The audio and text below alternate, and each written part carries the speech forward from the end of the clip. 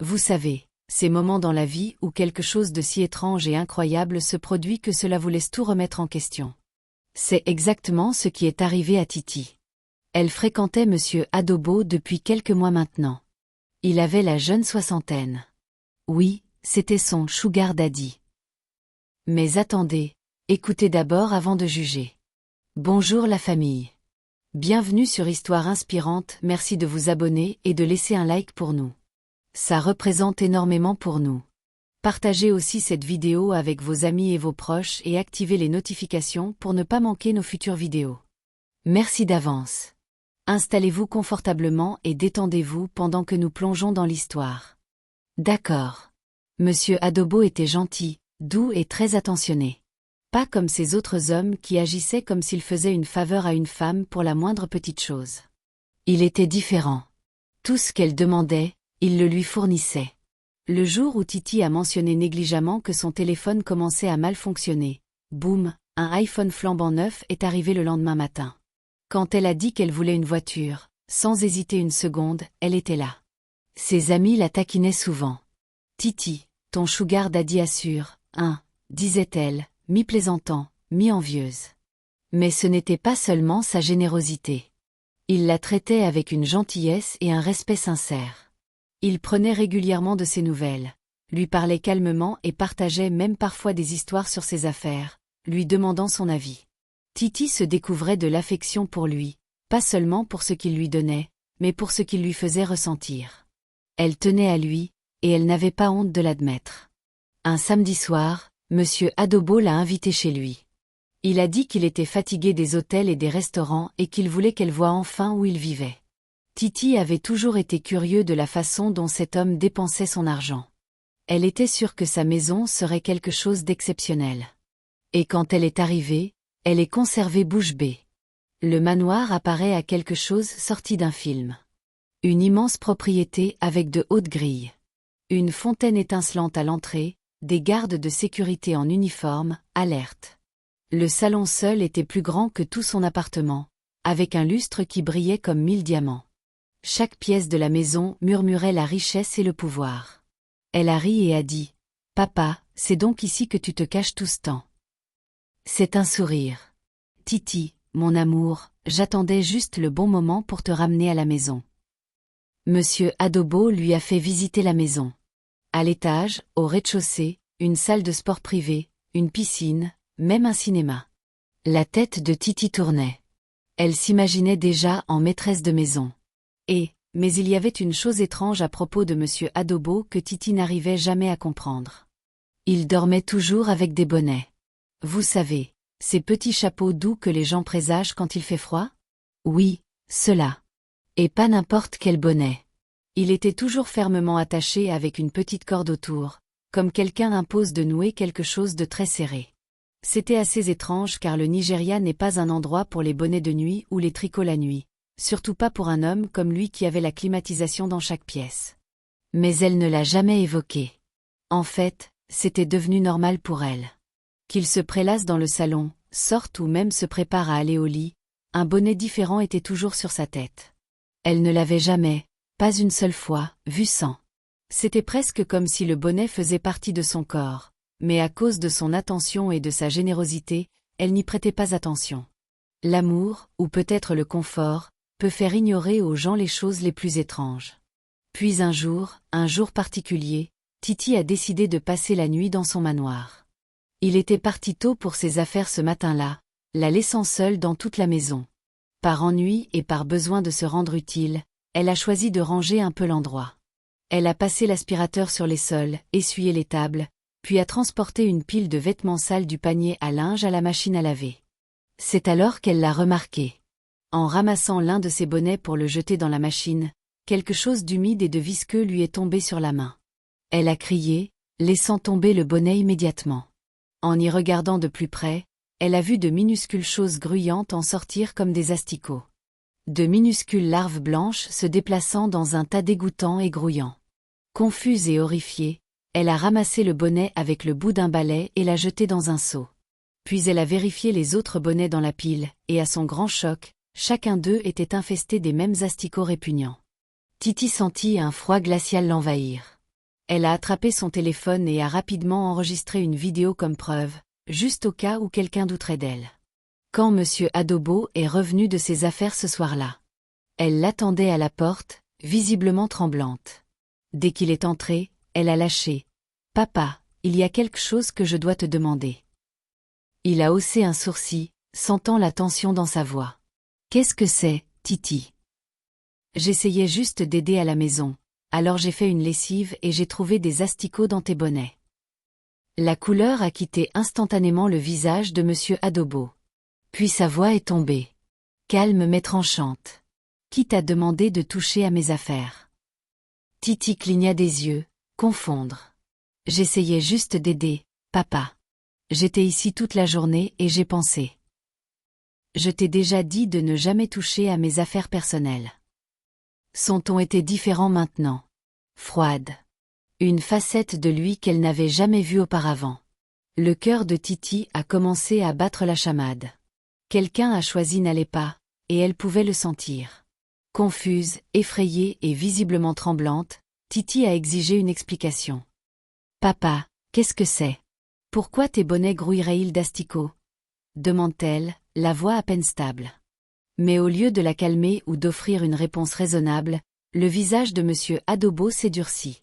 Ses yeux, habituellement doux et gentils, sont devenus froids, presque méconnaissables. Sans dire grand-chose d'autre, il a été lancé sèchement. « Je t'ai dit de ne jamais toucher à mes affaires. Maintenant, monsieur. » Titi est restée là, stupéfaite. Elle pouvait à peine croire ce qu'elle entendait. Le même homme qui l'avait traitée avec tant de soin et d'affection la mettait maintenant à la porte à cause de bonnets infestés d'asticots. Sans un mot de plus, elle a attrapé son sac et a quitté la maison. Mais longtemps après son départ, les images de ces asticots grouillants ne quittaient pas son esprit. Cela la hantait comme un mauvais rêve dont elle ne pouvait pas se réveiller. Plus tard dans la soirée, elle a appelé ses deux amis proches, Walla et Dupe, et Titi, les mains tremblantes, leur a montré la vidéo. Le regard sur leur visage disait tout. Walla fut la première à parler. « Jésus, Titi, c'est quoi ce truc ?»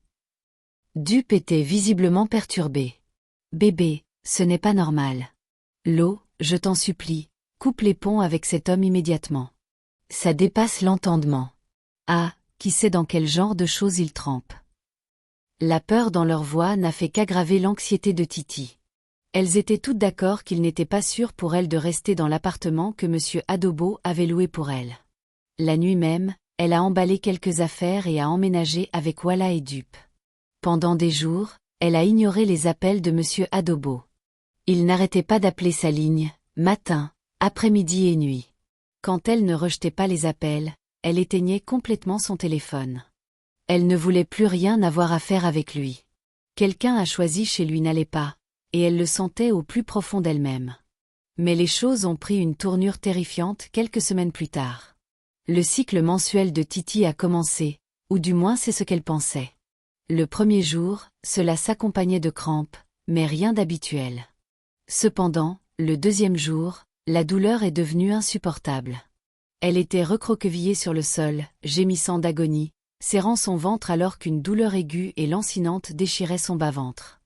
Dupe et Walla ont tout essayé. Bouillotte, analgésique, même masser son dos, mais rien n'y faisait. Puis quelque chose d'horrible s'est produit. Au lieu du sang menstruel habituel, son corps a commencé à expulser des asticots vivants. Oui, de vrais asticots grouillants. La vue était si horrible que Dupe a crié et a laissé tomber la serviette qu'elle tenait. Dieu nous en préserve. Qu'est-ce que c'est? C'est écrit Walla. Sans hésiter, elles l'ont transporté d'urgence à l'hôpital le plus proche. Mais quand les infirmières ont vu ce qui se passait, elles ont reculé de peur. Les médecins étaient choqués. Personne n'avait jamais rien vu de tel auparavant. Un hôpital a refusé de l'admettre. Puis un autre, et un autre. Au troisième hôpital, il était clair que quelque chose d'anormal se produisait. Titi gisait sur le lit d'hôpital, à peine consciencieuse. Alors que ses amis pleuraient à son chevet, les médecins chuchotaient, imposaient de décider quoi faire. La douleur était différente de tout ce qu'elle avait jamais connu dans sa vie. Elle criait, pleurait et suppliait de l'aide, se tordant sur le lit d'hôpital comme si ses entrailles étaient déchirées. Ses amis pouvaient à peine regarder, les yeux remplis de larmes alors qu'elles se serraient l'une contre l'autre, impuissantes et terrifiées. Les médecins ont essayé de gérer la situation, mais rien n'a fonctionné. Finalement, la gynécologue obstétricienne en chef, le docteur Guindip, une femme d'âge moyen chevronnée avec plus de 20 ans d'expérience, a ordonné aux infirmières de la sédater. « Nous ne pouvons pas la laisser comme ça », a déclaré gravement le docteur Guindip. « Préparez-la pour une échographie. » En quelques minutes, l'équipe médicale a transporté Titi à l'unité de radiologie. Le technicien en échographie, un jeune homme nommé Yu, a appliqué le gel et a commencé l'examen. Ce qu'il a vu l'a figé sur place, sa main tremblait. Il a appelé le docteur Guindip. Quand elle est arrivée et a regardé l'écran, ses yeux se sont écarquillés d'horreur. « Mon Dieu, qu'est-ce que c'est ?» a-t-elle chuchoté. Les scanners montreraient l'utérus de Titi complètement infesté. Pas d'une tumeur, pas de fibrome, mais d'asticots, des asticots grouillants et rampants. La pièce est tombée dans le silence, une tension épaisse planante dans l'air. « Amenez-la au bloc opératoire immédiatement », a ordonné le docteur Guindip. C'est une urgence. En quelques minutes, l'équipe chirurgicale s'est réunie. Personne dans cette pièce n'avait jamais vu ou même entendre parler d'un tel cas, mais l'éthique médicale exigeait qu'ils se battent pour lui sauver la vie. La procédure a commencé. Alors qu'ils travaillaient avec précaution, ils ont été horrifiés par ce qu'ils ont trouvé. Des quantités obscènes d'asticots vivants ont été retirés de l'utérus de Titi, des choses gruyantes et mouvantes qui ont glacé le sang de tout le monde dans le bloc opératoire.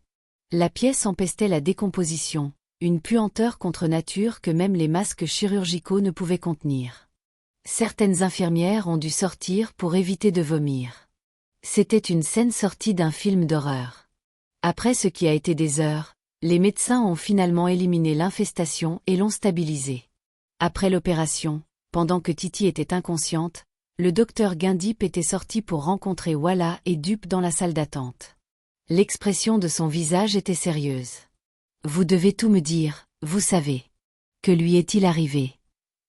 Les deux filles ont échangé des regards inquiets avant de tout lui raconter sur Monsieur Adobo, les bonnets infestés d'asticots, la vidéo troublante, et comment Titi avait coupé tout contact après cet étrange incident. Le docteur Guindip a écouté attentivement, hochant la tête de temps en temps. Quand elles ont terminé, elle a soupiré profondément et a dit « Ce n'est pas médical. Cela dépasse la science. C'est spirituel. » Ni Walla ni Dup n'ont discuté. Au fond d'elle, elle le savait aussi. Quand Titi a repris connaissance plus tard dans la soirée, ses amis étaient à ses côtés, lui tenant les mains. La douleur s'était calmée. Elle se sentait faible, mais les crampes insupportables et le tourment qu'elle avait subi pendant des jours avaient finalement cessé. Elle a regardé dans les yeux de Dup et y a vu de la peur, de l'inquiétude et autre chose qu'elle ne pouvait nommer. La pièce était silencieuse, à l'exception du bip des moniteurs. Et bien que personne ne l'ait dit à voix haute, une question flottait dans l'air. Qu'est-ce que Monsieur Adobo lui avait fait? Quand Titi s'est finalement réveillée, faible mais alerte, le médecin lui a demandé doucement si elle pouvait parler. Titi a hoché lentement la tête. La police a été invitée immédiatement. 2 officiers sont arrivés cet après-midi-là. Titi a tout raconté, de sa rencontre avec Monsieur Adobo à son obsession inhabituelle de porter des chapeaux et à la découverte choquante d'asticots à l'intérieur. Elle leur a même montré la vidéo qu'elle avait enregistrée sur son téléphone. Les officiers étaient visiblement perturbés. Ils ont pris toutes ses coordonnées, son nom complet, son adresse, son numéro de téléphone et la description de son manoir. Sans perdre de temps, ils ont quitté l'hôpital et se sont dirigés directement vers l'adresse que Titi leur avait donnée. Mais ce qu'ils ont trouvé était tout simplement déconcertant. La maison, un grand manoir imposant qui se dressait autrefois fièrement dans cette rue, était vide. Pas seulement vide, abandonné. Les grilles étaient enchaînées et verrouillées. Le terrain était envahi par les mauvaises herbes, comme si personne n'y avait vécu depuis des années. Les voisins étaient confus lorsque la police s'est renseignée sur Monsieur Adobo. Monsieur qui? A demandé à un vieux gardien de sécurité. Personne de ce nom n'habite ici. En fait, cette maison n'a pas de propriétaire depuis plus de 5 ans maintenant. Le dernier homme qui y habitait est mort dans un incendie il y a des années. Les policiers ont échangé des regards mal à l'aise. Ils ont vérifié à nouveau les registres et le numéro de la maison. C'était la même adresse que Titi leur avait donnée, mais cela n'avait aucun sens. Comment avait-elle pu être là? Qui était l'homme avec qui elle était conservée et où était-il maintenant? Ils ont appelé le numéro de téléphone fourni par Titi. Il a sonné et sonné sans réponse. Plus tard, il a été éteint et ne s'est jamais réveillé. À la tombée de la nuit, les officiers sont retournés à l'hôpital avec les nouvelles troublantes. Quand Titi l'a entendu, son cœur s'est serré. Walla et Dup se sont serrés l'une contre l'autre, la peur se lisant sur leur visage. Le docteur Guindip s'est signé et a murmuré « Mon Dieu, qu'est-ce que c'est ?» Il était clair pour tout le monde maintenant que M. Adobo n'était pas ordinaire et que ce qui était arrivé à Titi n'était que le début.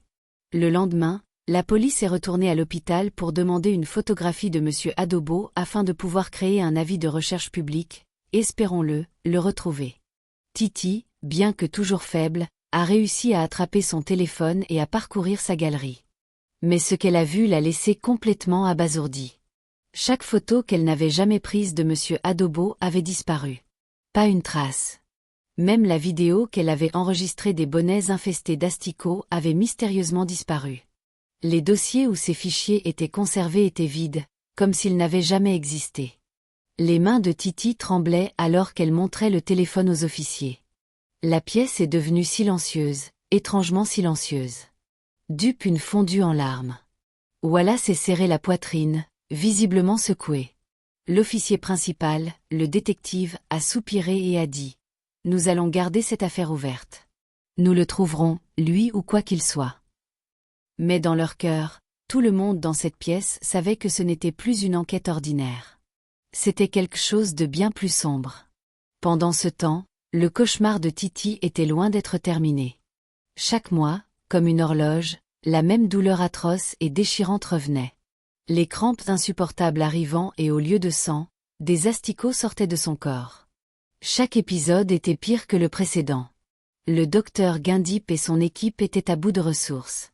Après plusieurs consultations avec des experts médicaux, le docteur Guindip a suggéré doucement ce qui était devenu la seule option, une ablation totale de son utérus. L'espoir était que ce qui s'était attaché à elle serait coupé pour de bon. Titi n'a pas hésité. Elle a accepté immédiatement. Désespérée de trouver un soulagement quelconque au tourment qu'elle endurait, l'opération a été réalisée. Pendant les 2 premiers mois, il y a eu la paix. Pas de crampes, pas d'écoulement, pas de cauchemar. Elle a finalement commencé à se sentir à nouveau elle-même. Ou du moins c'est ce qu'elle pensait. Mais au 3e mois, cela a recommencé. La même douleur aiguë et tordante dans le bas-ventre. Cette fois, il n'y avait pas d'utérus. Mais l'écoulement est quand même revenu. Des asticots épais, visqueux et gruyants sortant de sa fête intime. Les médecins étaient horrifiés. Quand elle est retournée à l'hôpital, c'est impossible, dit le docteur Guindip, fixant le dossier de Titi, le visage pâle de peur. Comment peut-elle encore vivre cela sans utérus? Au 4e mois, la santé de Titi s'était complètement effondrée. Sa peau éclatante autrefois était maintenant pâle et maladive. Elle pouvait à peine manger, à peine marcher. La douleur insupportable avait été remplacée par un écoulement constant et nauséabond. Du pus épais et jaunâtre qui suintait quotidiennement de sa fête intime. Aucune quantité de médicaments ne pouvait l'arrêter. Elle était obligée de porter plusieurs serviettes hygiéniques à la fois juste pour gérer le flux incessant. Sa chambre empestait, ses vêtements étaient tachés, et l'odeur la suivait partout comme une malédiction. Amis et voisins ont commencé à l'éviter. Parlant dans son dos, les médecins avaient épuisé toutes les explications et traitements médicaux possibles. Finalement, le docteur Guindip, les yeux lourds, a pris les mains tremblantes de Titi un après-midi et a dit « Ma chère, ce n'est plus du ressort de l'hôpital. Je ne peux plus vous aider. Vous devez chercher une intervention spirituelle ou traditionnelle. » Sans autre option, Titi est retournée dans sa maison familiale au village. Quand ses parents l'ont vue, ils ont fondu en larmes. C'était comme si la mort elle-même était entrée dans leur concession. Le lendemain, ils l'ont emmenée chez un spiritualiste très puissant qui a effectué des rituels. Des décoctions d'herbes et de racines ont été préparées. Titi en a bu certaines, s'est baignée avec d'autres, et a eu des marques étranges dessinées sur son corps. Mais ce n'est qu'au 3e jour que le spiritualiste a mentionné la racine de son problème. La féminité de cette fille a été utilisée, offerte en sacrifice pour le renouvellement de la richesse. L'homme avec qui elle a couché a lié son destin à son pacte. Son utérus, son sang, son avenir, tout est lié à ses richesses. Tant qu'il vivra, elle ne sera jamais bien. Le lien ne peut être brisé que si l'homme en question est retrouvé et que le pacte est rompu. Sinon, sa souffrance continue jusqu'à sa mort. Fixant le ciel d'un regard vide. Son corps était frêle maintenant. Les gens du village l'appelaient un cadavre ambulant puis, par un après-midi chaud, un homme âgé et une jeune femme sont entrés tranquillement dans la cour. Ils se sont présentés comme des prédicateurs allant de maison en maison pour partager l'Évangile. Au début, le père de Titi était réticent, mais l'homme a souri doucement et a demandé s'il pouvait parler à la fille sur la natte. Ils se sont assis à côté de Titi, leur présence étrangement apaisante. Le vieil homme a parlé doucement. « Ma fille, Jésus peut guérir toutes les maladies, même celles qu'aucun médicament ou charme ne peut toucher. » Pour la première fois depuis des mois, des larmes ont coulé sur le visage de Titi. Elle pouvait à peine trouver la force de parler, mais son cœur a repris espoir. Ils ont prié avec elle, une prière qui n'impliquait pas de chants étranges ni de sacrifices, juste des mots simples et sincères au nom de Jésus. Ils lui ont donné une petite Bible et ont promis de revenir. À partir de ce jour, ils lui ont rendu visite régulièrement, lisant les Écritures avec elle, priant et chantant des cantiques. Peu à peu, une étincelle de vie est revenue dans les yeux de Titi. Elle souffrait toujours des écoulements de pus et d'asticots. Mais quelque chose à l'intérieur d'elle avait changé. 6 mois après avoir donné sa vie au Christ, quelque chose de remarquable est arrivé à Titi. Cette nuit-là, dans un rêve, elle s'est vue debout dans un champ ouvert, vêtue de blanc. Alors qu'elle priait avec ferveur, le ciel au-dessus d'elle était sombre, mais une lumière l'entourait. Un grand homme vêtu de blanc éclatant s'est approché d'elle. Elle ne l'avait jamais vu auparavant. Il l'a regardée avec bonté, puis a posé sa main sur son ventre.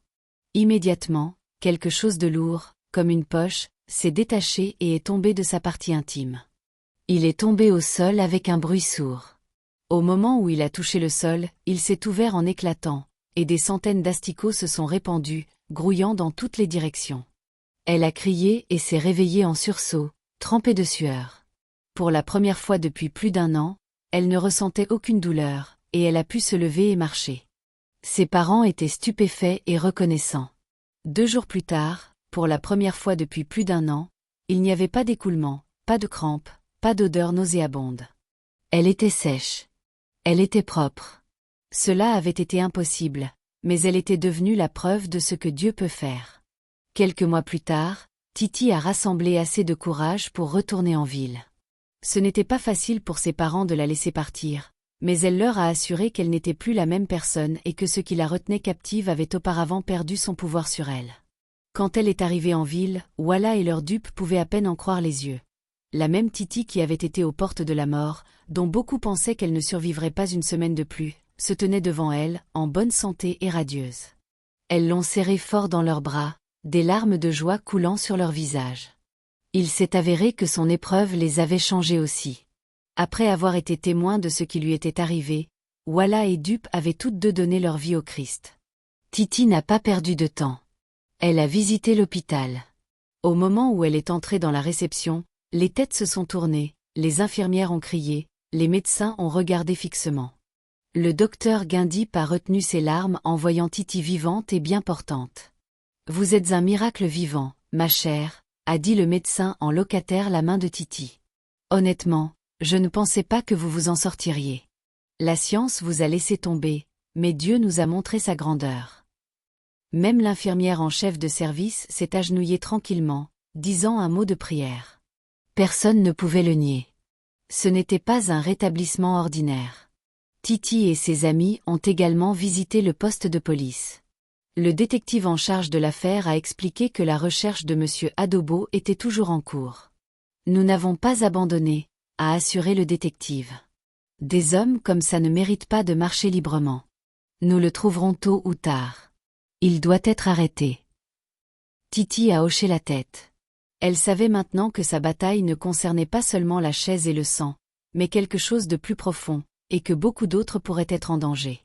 En quittant l'hôpital ce jour-là, Elle a silencieusement prié pour qu'aucune autre fille ne tombe dans ce genre de piège comme elle l'avait fait. 8 mois après le rétablissement miraculeux de Titi et son retour en ville, la vie avait commencé à s'installer dans un rythme tranquille.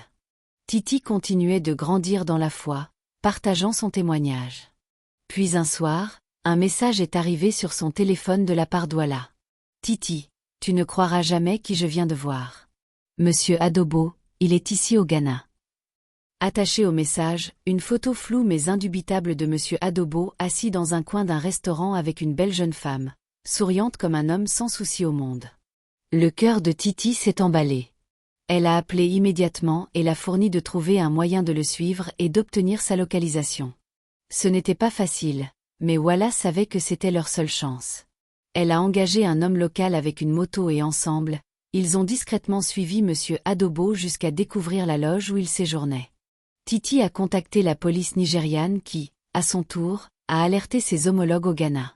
Quelques jours plus tard, avec une coordination minutieuse, Monsieur Adobo a été appréhendé et extradé vers le Nigeria.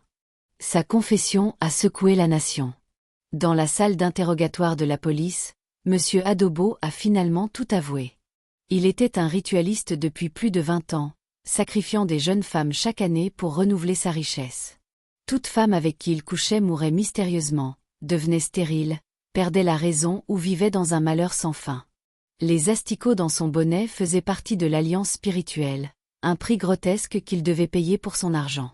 Il a révélé qu'à chaque rapport sexuel, des asticots étaient spirituellement déposés à l'intérieur de la femme, les liant à son autel démoniaque. Mais dans le cas de Titi, quelque chose d'inédit s'est produit. Elle a vu les asticots, brisant le secret spirituel du rituel sur elle. Réalisant cela, il a fui le Nigeria, sachant qu'il n'était plus en sécurité. Il a avoué utiliser des charmes pour manipuler ses victimes afin qu'elles ne puissent ni se souvenir où il vivait ni à quoi il manifestait vraiment une fois qu'il avait fini avec elles. La confession a fait les gros titres, choquant le pays. Il a été condamné à la prison à vie, détenu seul dans une petite cellule sale. Quelques mois plus tard, il a été retrouvé mort avec des asticots rampant partout dans sa cellule. Leçon morale, chers auditeurs lecteurs, la vie est spirituelle. Faites attention à qui vous laissez entrer dans votre cœur, votre maison et votre corps. Tous les beaux visages ne présagent pas de bonnes intentions. Certaines personnes sont des agents de destruction, se cachant derrière des vêtements de marque et des mots doux. Priez pour le discernement. Faites confiance à votre instinct et ne jamais ignorer les signaux d'alarme, aussi petits soient-ils. Surtout, souvenez-vous que Dieu est le protecteur ultime. Restez proche de lui et aucune obscurité ne l'emportera sur votre lumière. Merci beaucoup d'avoir écouté cette histoire. J'espère que vous en avez tiré une leçon ou deux. Et si vous souhaitez plus d'histoires de ce genre, faites-le moi savoir dans la section des commentaires. Je serai plus qu'heureux de les écrire pour vous. N'oubliez pas d'aimer, de partager et de vous abonner. Je vous retrouve dans ma prochaine histoire. 41,8s